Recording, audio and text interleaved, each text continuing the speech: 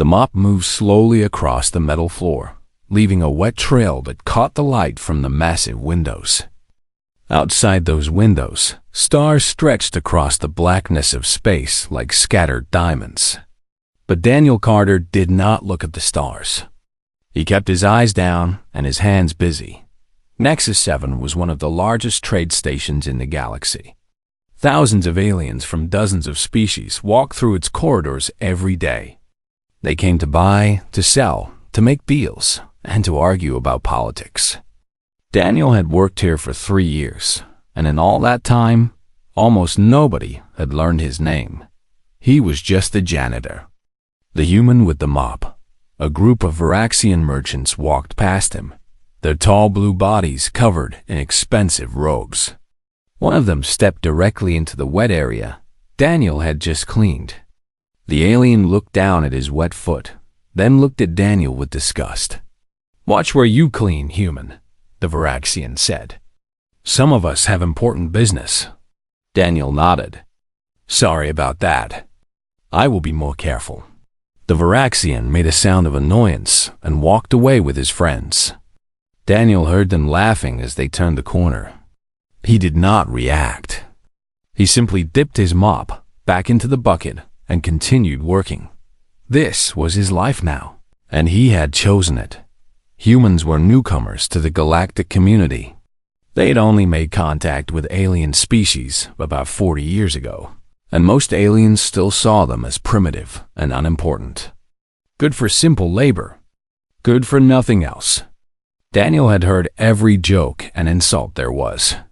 He had learned to let the words slide off. Him like water off glass dot, he pushed his cart down the corridor toward the next section. The wheels squeaked slightly, a familiar sound that had become almost comforting to him. His coveralls were old and faded, and his boots had seen better days. He looked exactly like what everyone thought he was, a nobody. But if anyone had looked closely at his left forearm, they might have seen something interesting. There was a tattoo there, hidden under his sleeve. It showed a closed fist holding a single feather. Below it were words in a language that most aliens would not recognize. Daniel always kept that tattoo covered. He reached the diplomatic wing of the station, where the important visitors stayed. The floors here were cleaner, the lights were brighter, and the security was tighter. Daniel nodded to the guards as he passed. They barely looked at him. Janitors were invisible. A door opened ahead, and a large figure stepped out. Daniel recognized him immediately. High Commander Thezer was one of the most powerful Varaxian diplomats in this sector. He stood nearly 7 feet tall, with deep blue skin and golden eyes that looked at everything like it was beneath him. Thezer was walking fast, reading something on a tablet, and he did not see Daniel in his path. They collided. Daniel stumbled backward, nearly falling. His mop clattered to the ground. Thezer stopped and looked down at him.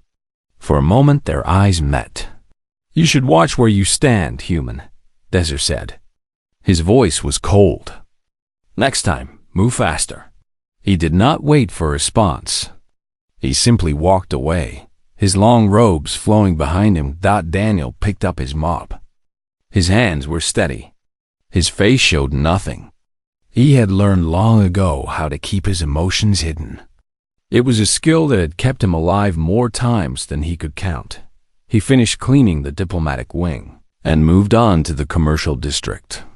Here, the station was louder and more crowded. Shops lined both sides of the corridor, selling everything from alien food to strange technology. Daniel liked this area. The noise helped him forget. He stopped near a food stall to empty a trash container.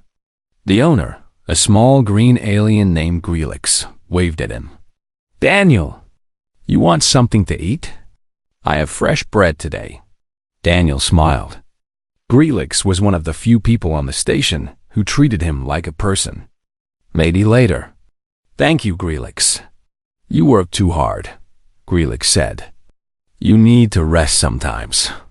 "I like keeping busy," Daniel replied. "It helps me think." He finished his work and was about to move on when something caught his attention. Near the far end of the corridor, a small figure was sitting alone on a bench. It was a child, or at least the alien version of one.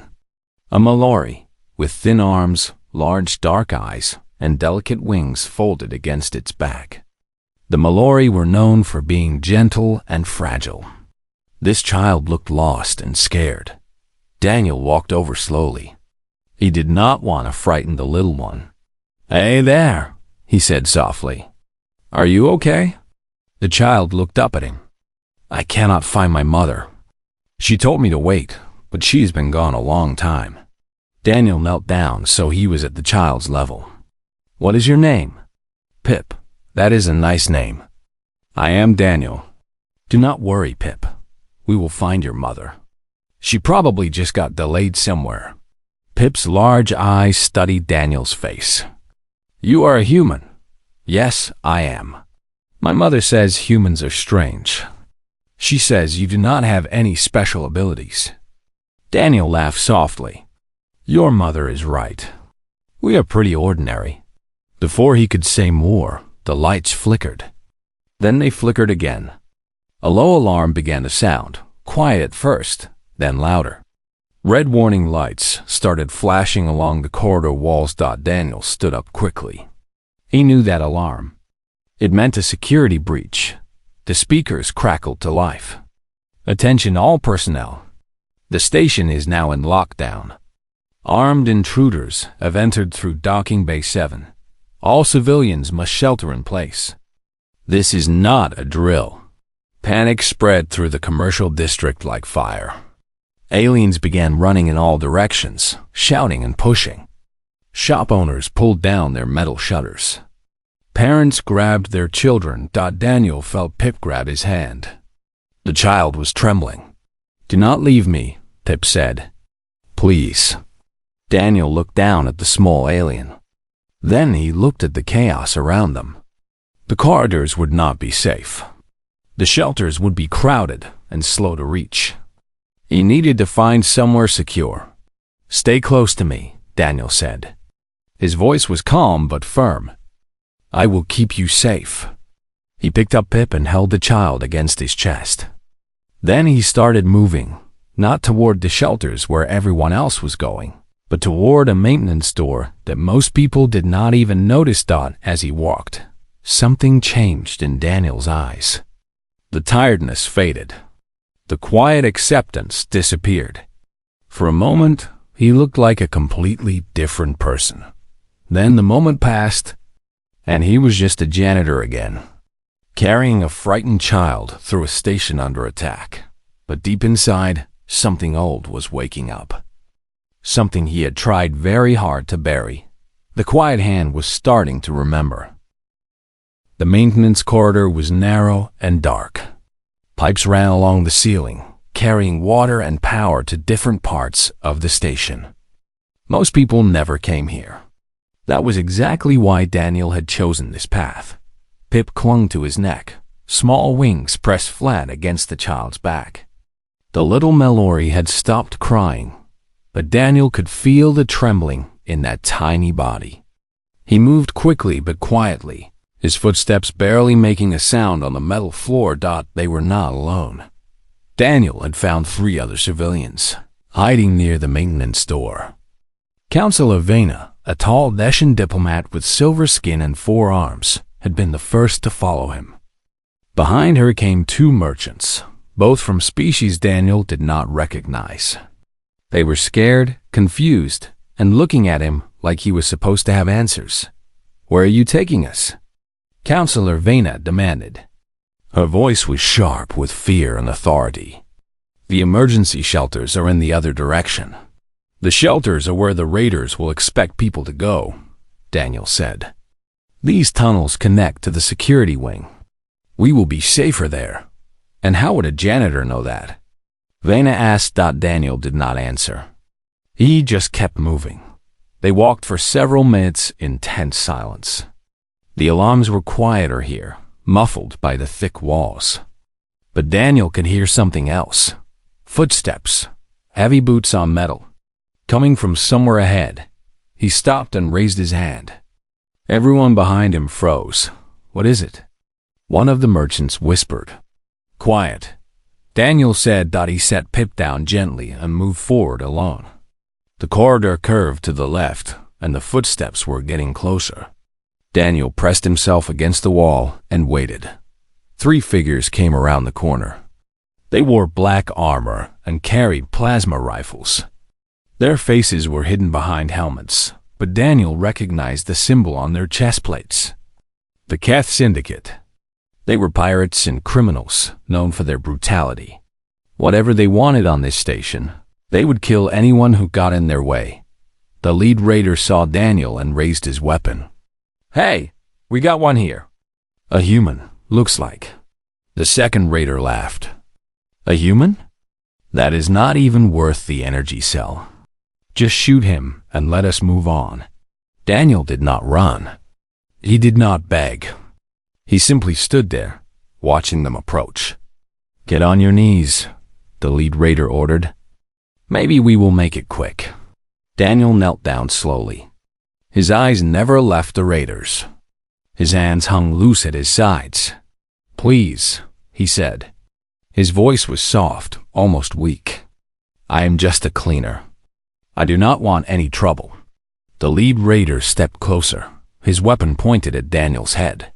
"Then you should not have been in our way." He was close now. Very close. Close enough. Daniel moved. His hand shot up and grabbed the barrel of the plasma rifle, pushing it to the side. At the same time, his other hand struck the raider's throat. The alien made a choking sound and dropped his weapon. Daniel caught it before it hit the ground, spun, and slammed the stock into the second raider's helmet. The raider collapsed. The third raider tried to aim, but Daniel was already there. He swept the alien's legs out from under him, caught him as he fell, and pressed a precise point on his neck. The raider went limp. 3 enemies. 4 seconds. No shots fired. Daniel stood in the corridor, breathing evenly. The plasma rifle felt familiar in his hands, like an old friend he had not seen in years. He checked the weapon quickly, confirmed it was functional, then ejected the power cell and dropped the rifle on the ground. He turned around. Counselor Vena and the others were staring at him. Their mouths were open. Pip's large eyes were even larger. "What?" Vena could barely form words. "What are you?" Daniel walked back to them and picked up Pip. "We need to keep moving. There will be more of them." "You just defeated 3 armed soldiers with your bare hands," Vena said. "You are not a janitor. Who are you really?" Daniel looked at her. For a moment, she saw something in his eyes that made her step back. There was a coldness there, a depth that did not belong to a simple maintenance worker. "I am someone who used to solve problems like this," Daniel said. "That is all you need to know." He started walking again. This time, nobody asked questions. They simply followed. The tunnels twisted and turned through the station's hidden spaces. Daniel navigated them without hesitation, as if he had memorized every path. Twice more they heard raiders in the distance, and twice Daniel led them around the danger without being seen. Finally, they reached a heavy metal door. Unlike the other maintenance doors, this one had a security panel beside it. The panel was dark, powered down during the lockdown. "This door leads to the security wing," Daniel said. "But the lock requires authorization." "The system is offline," Vena said. "We cannot get through." Daniel studied the panel for a moment. Then he pulled off a small section of the wall covering, revealing the wires behind. He worked quickly, connecting and reconnecting wires with practiced ease. The panel flickered to life, but instead of a normal access screen, a different message appeared. Biometric verification required. Clearance level restricted. Daniel hesitated for just a second. Then he placed his hand on the scanner. The panel beeped. Green light flashed. The door began to open. Counselor Vena moved closer, looking at the screen. Her silver face went pale. "That clearance level," she whispered. "That is military. High military. That is not possible for a civilian."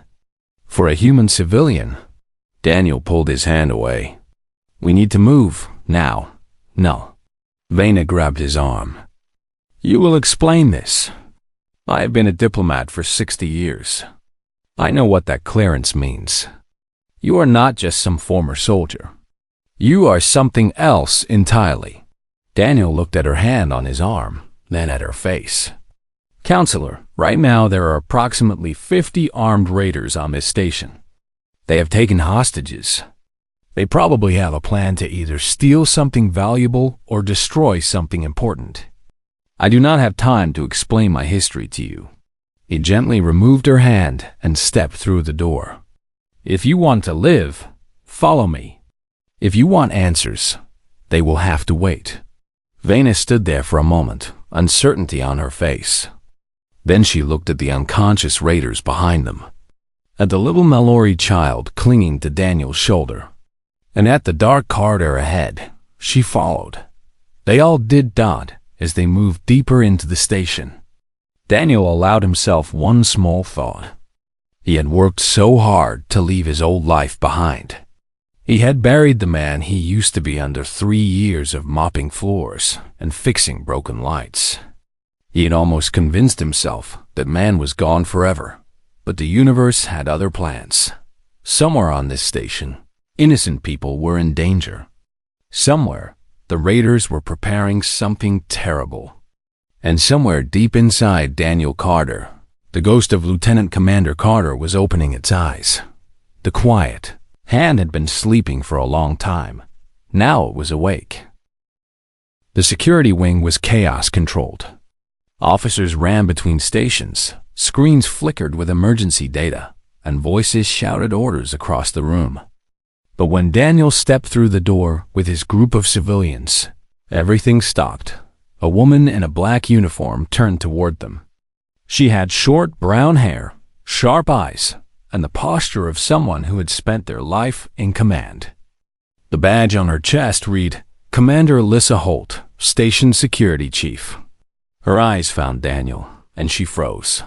For a long moment, neither of them spoke. The other officers watched, confused by their commander's reaction. "Lieutenant Commander Carter," Holt finally said. Her voice was barely a whisper. "What the hell are you doing on my station?" Counselor Vena turned to look at Daniel. "Lieutenant Commander?" Daniel set Pip down on a nearby chair and straightened up. "It is just Daniel now. I am a maintenance worker here.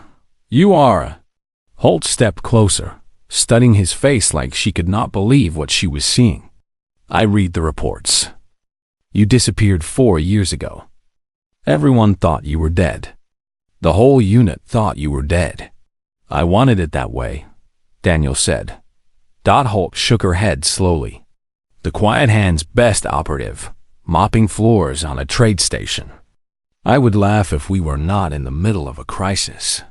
"What is the quiet hand?" Vena demanded. "I want to know what is happening here." Holt looked at the counselor, then back at Daniel. He gave a small nod. "The quiet hand was a human special operations unit," Holt explained. "Black Ops. The missions they handled were so classified that most governments do not even know they existed. They solved impossible problems, eliminated threats that nobody else could touch." She paused. "And Daniel Carter was their most effective field agent." The room had gone completely silent.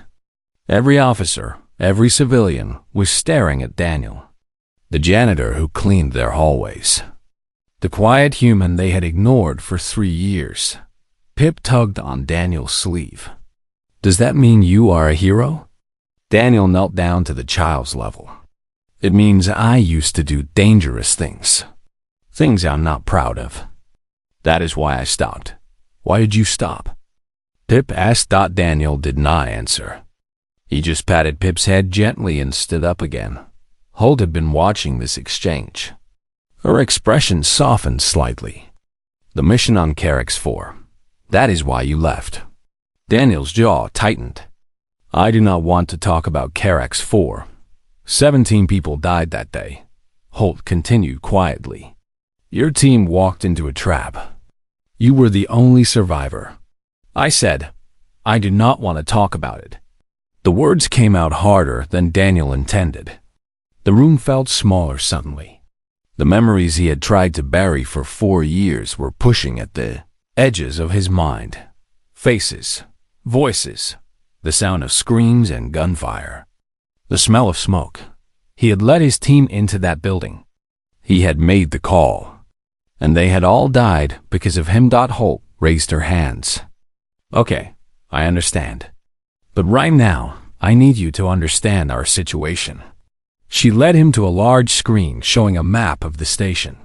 Red dots marked the positions of raiders throughout the structure. There were many of them. The Keth Syndicate hit us hard and fast, Holt said. They came in through Docking Bay 7 with approximately 50 soldiers. They have taken control of 3 sections, including the main reactor core. The reactor? Daniel studied the map. If they damage the core, the entire station explodes. Everyone dies. 30,000 people. Holt pointed to a cluster of red dots near the center of the map. Their leader, a man named Vorn, has locked himself in the reactor chamber. He has rigged the core with a dead man switch. If anyone tries to breach the room, or if he releases that switch, the core overloads. What does he want? Money, ships, safe passage out of the system. The usual. Holt shook her head. But that is not the real problem. My sources tell me Vorn is not stable. He lost everything in the Veshan corporate wars. His home, his family, his people. He blames the galaxy for abandoning them. I do not think he actually wants to escape. I think he wants to burn everything down and take as many people with him as possible. Daniel absorbed this information. His mind was already working, analyzing entry points, calculating odds, planning approaches. It was like a machine that had been turned off for years, suddenly powering back on. How many security officers do you have? He asked. 23 combat ready. But we are outgunned and we cannot get close to the reactor without triggering the dead man switch. Then you need someone who can get close without being seen. Holt looked at him.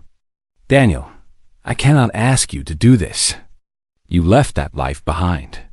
You made a choice. I made a choice to stop killing, Daniel said. I did not make a choice to let innocent people die. A commotion near the door interrupted them. High Commander Dezer was being escorted in by 2 security officers. The tall Varaxian diplomat looked very different from the proud figure Daniel had encountered earlier. His robes were torn, his golden eyes were wide with fear, and his blue skin had gone pale. Commander Holt, Dezer said, his voice shaking. You must do something. These criminals are monsters. They killed 3 of my staff. They would have killed me too if I had not hidden. He noticed Daniel standing nearby and recognition flickered across his face. You, the janitor. What are you doing in the security wing? He is helping us, Holt said simply.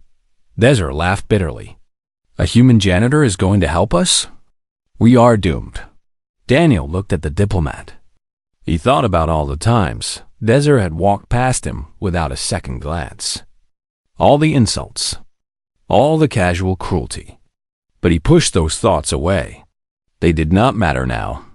Aye, Commander, Daniel said calmly. I am going to do everything I can to save this station. But I need you to stay out of my way. Can you do that? Dezer's mouth opened, but no words came out.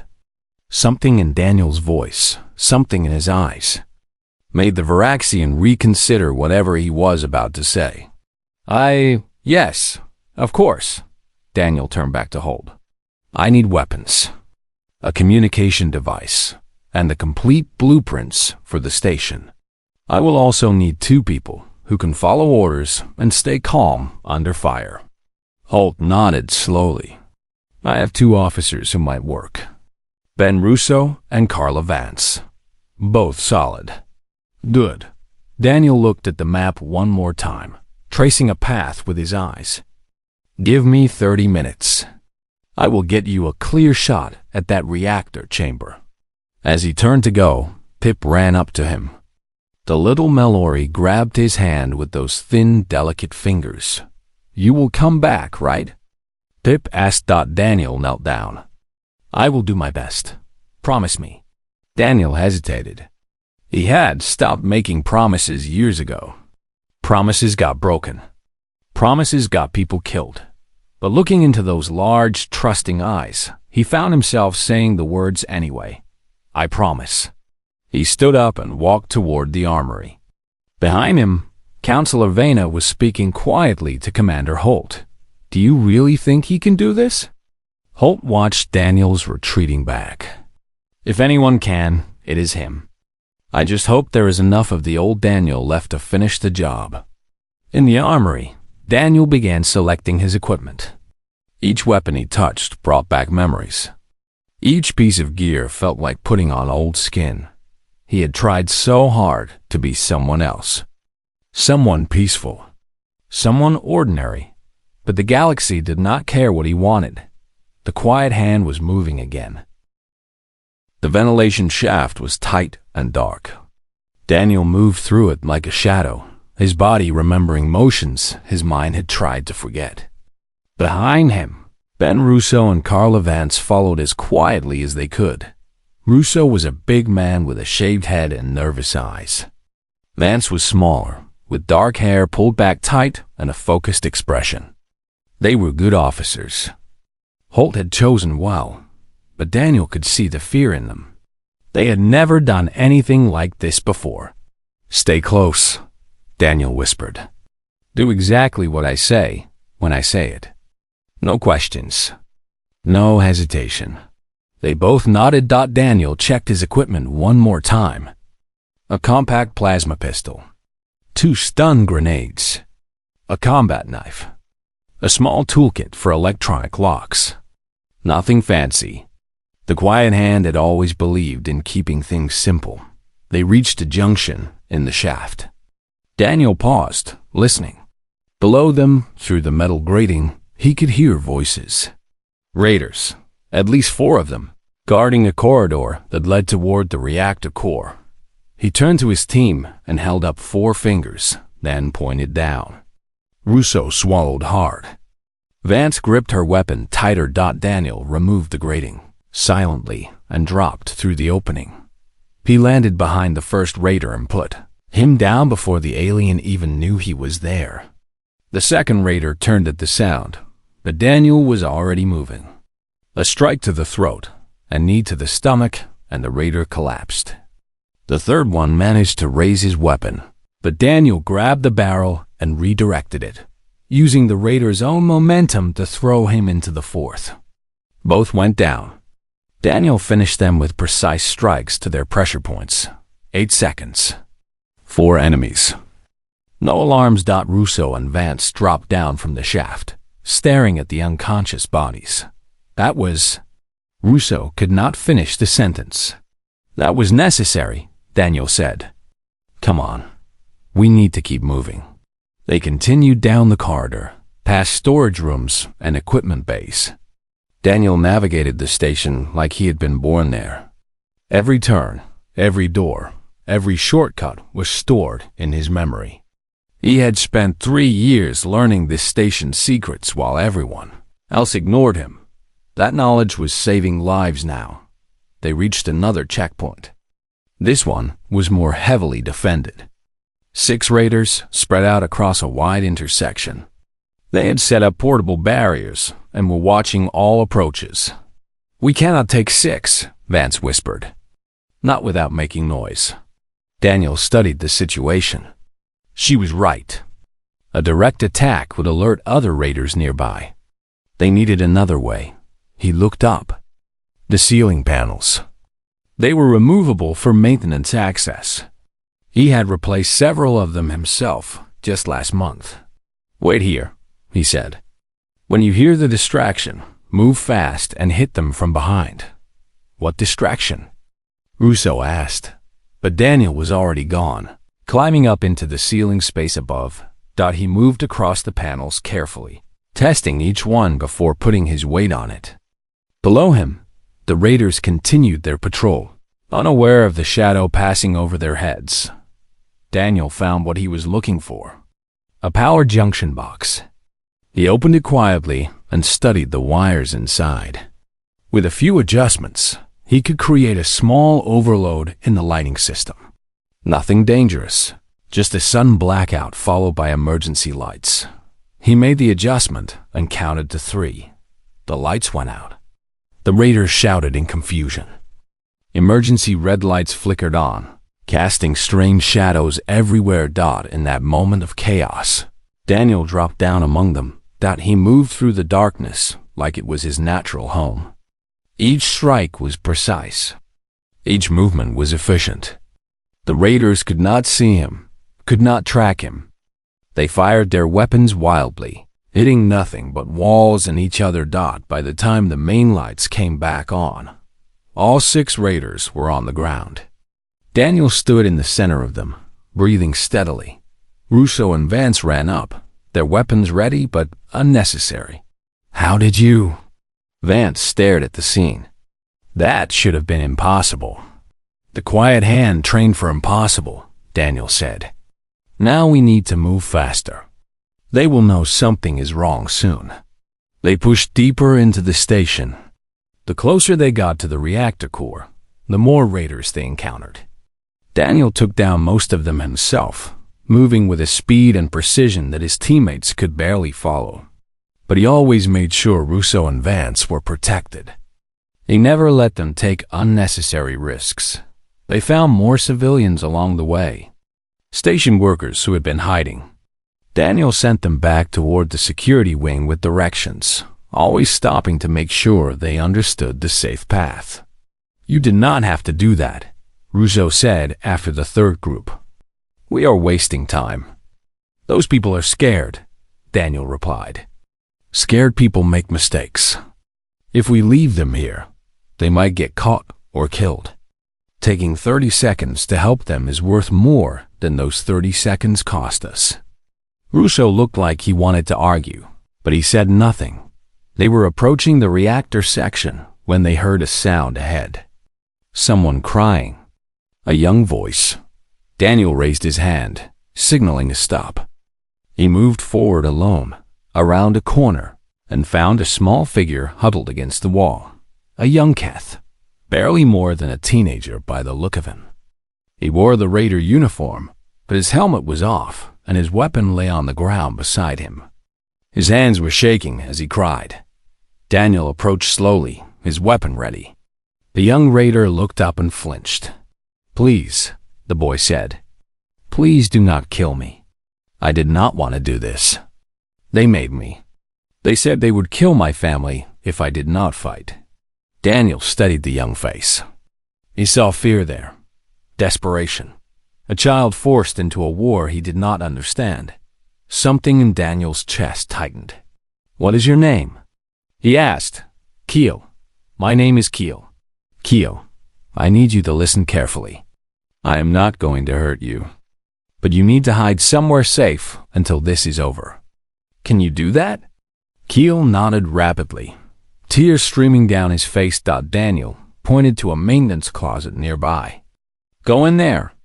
Lock the door from inside. Do not come out until you hear the all-clear announcement. Understand?" Yes, I understand." Keel scrambled toward the closet, then stopped. Why? Why are you helping me?" "I am your enemy." Daniel looked at him for a long moment. "No, you are a kid who got caught in something terrible. That does not make you my enemy." Keel disappeared into the closet. Daniel heard the lock click shut. Russo came around the corner, weapon raised. He saw the empty corridor.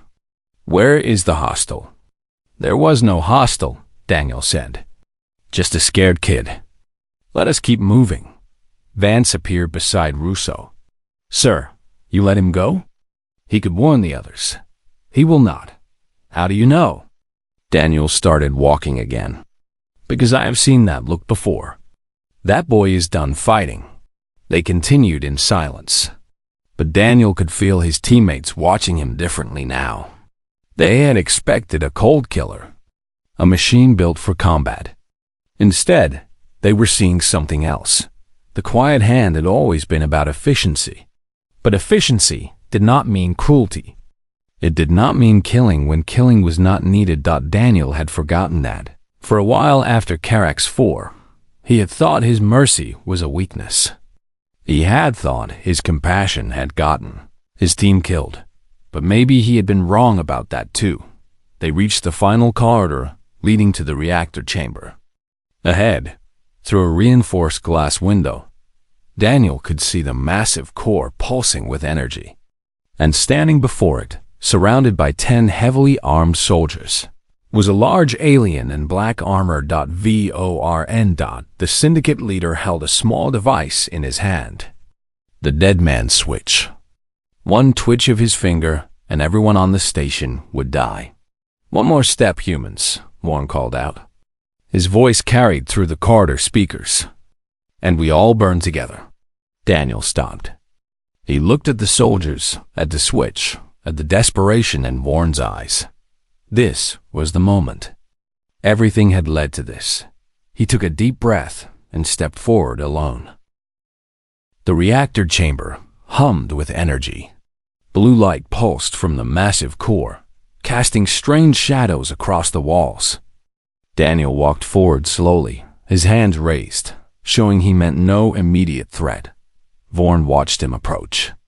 The syndicate leader was larger than Daniel had expected, with scarred gray skin and eyes that held nothing but exhaustion and rage. His soldiers kept their weapons trained on Daniel, fingers tight on triggers. "Stop there, human," Vorn commanded. "That is close enough." Daniel stopped. He was about 20 feet from Vorn now, close enough to see the device in the alien's hand clearly, close enough to see the way Vorn's thumb pressed against the switch. "You must be brave or stupid to approach me like this," Vorn said. "Which one is it?" "Neither," Daniel replied calmly. "I just want to talk." Vorn laughed. It was a harsh, bitter sound. "Talk? I have 30,000 hostages and a bomb that could destroy this entire station. What could you possibly say that would matter?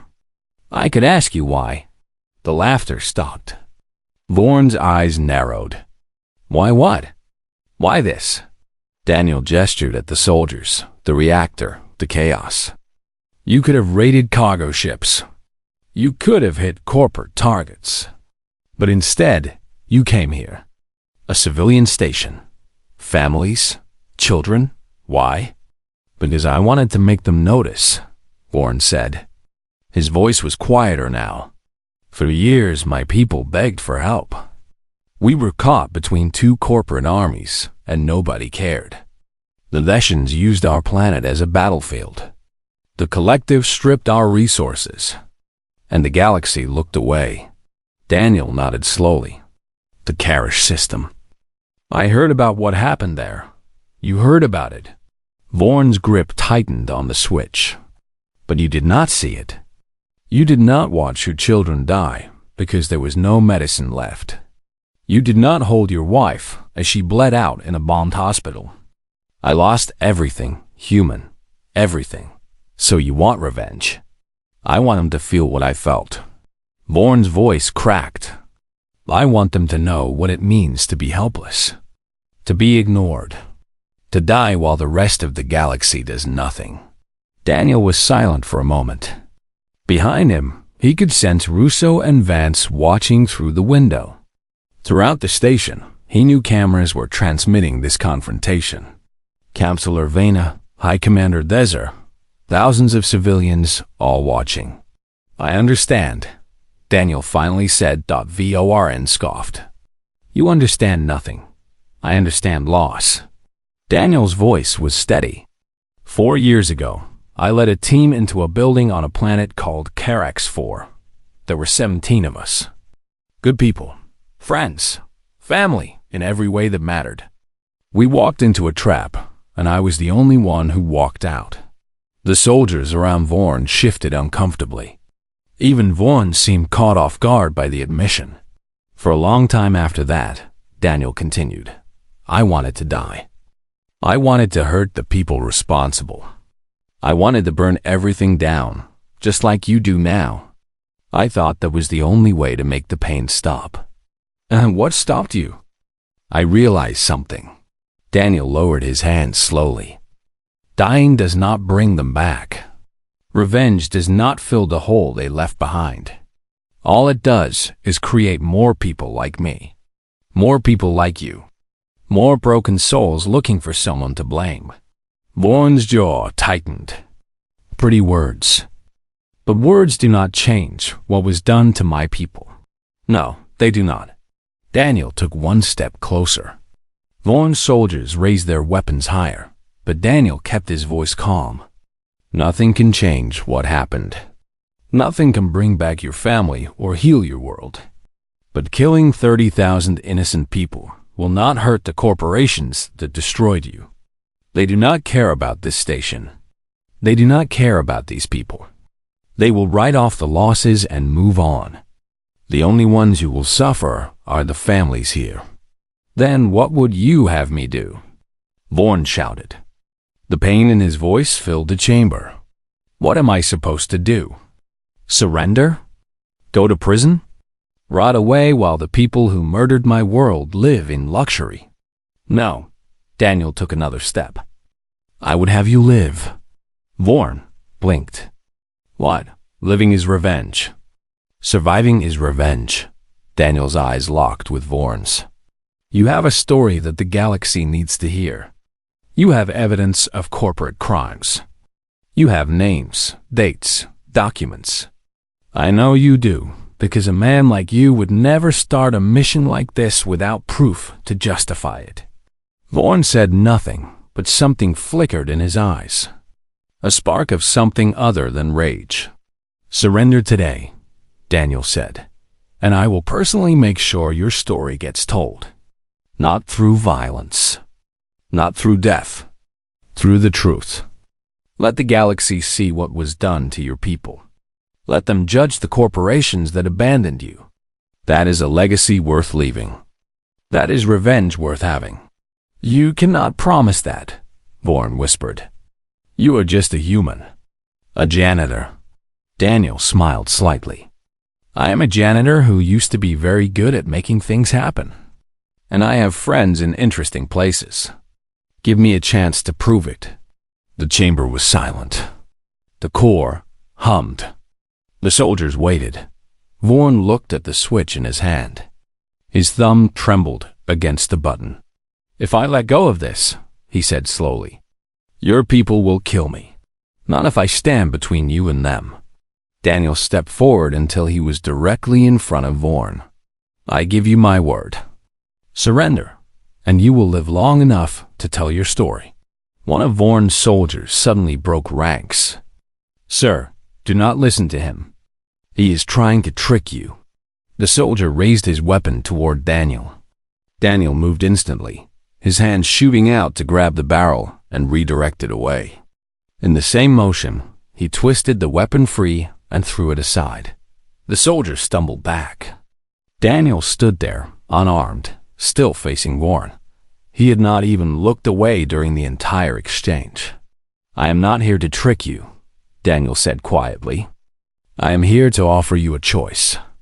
The only one that matters. Vorn stared at him. Seconds passed. Each one felt like an hour. Then, slowly Vorn's grip on the switch relaxed. His arm fell to his side. The device clattered to the floor. Tell my story, Vorn said.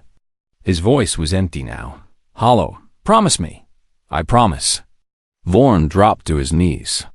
His soldiers, seeing their leader surrender, began lowering their weapons one by one. Daniel picked up the dead man's switch and deactivated it. The core continued humming peacefully. It was over. Hours later, Daniel stood in the observation deck, watching the stars. The station was slowly returning to normal. Medical teams were treating the wounded. Security was processing the prisoners. Families were reuniting. Footsteps approached behind him. He did not turn around. "You did it," Commander Holt said. "You actually talked him down." "He wanted to be talked down," Daniel replied. "He just needed someone to listen. Most people would have shot first. Most people do not understand that violence is not always the answer." Daniel finally turned to face her. "Sometimes the bravest thing you can do is put down your weapon and open your heart." Holt shook her head slowly, a small smile on her face. "The quiet hand would be proud. You always were the best of them." "I was the survivor," Daniel corrected. "That is different." Another figure approached. High Commander Dezer. The Varaxian looked very different now. His arrogance was gone, replaced by something that looked almost like humility. "Human," Dezer said. He hesitated, then bowed his head slightly. "Daniel, I owe you an apology." "We all do. We underestimated your species." "We underestimated you." Daniel nodded. "Apology accepted. Just remember, High Commander, strength is not always about power. Sometimes it is about compassion. About seeing the person behind the enemy." Dezer nodded slowly.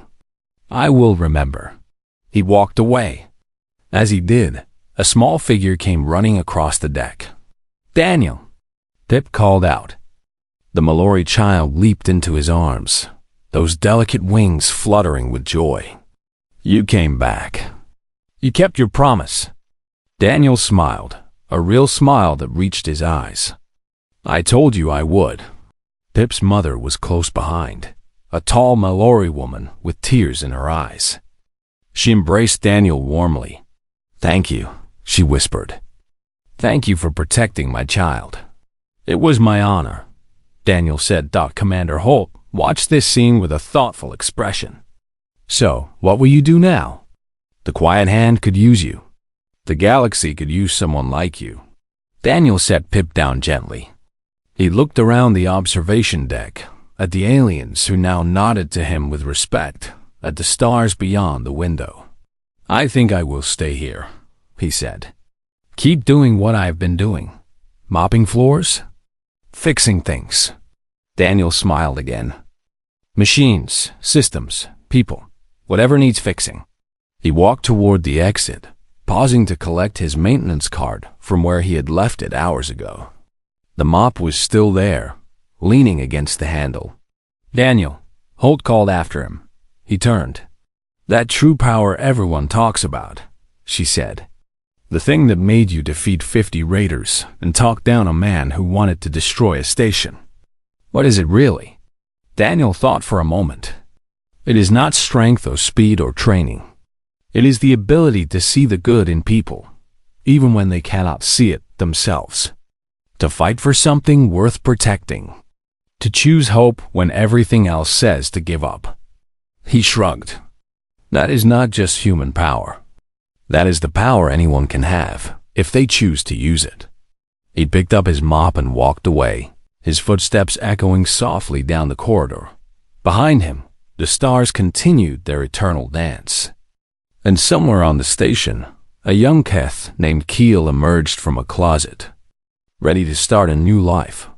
The human they had underrated had shocked everyone, but his true power was something no one had expected. It was not his fists, it was his heart.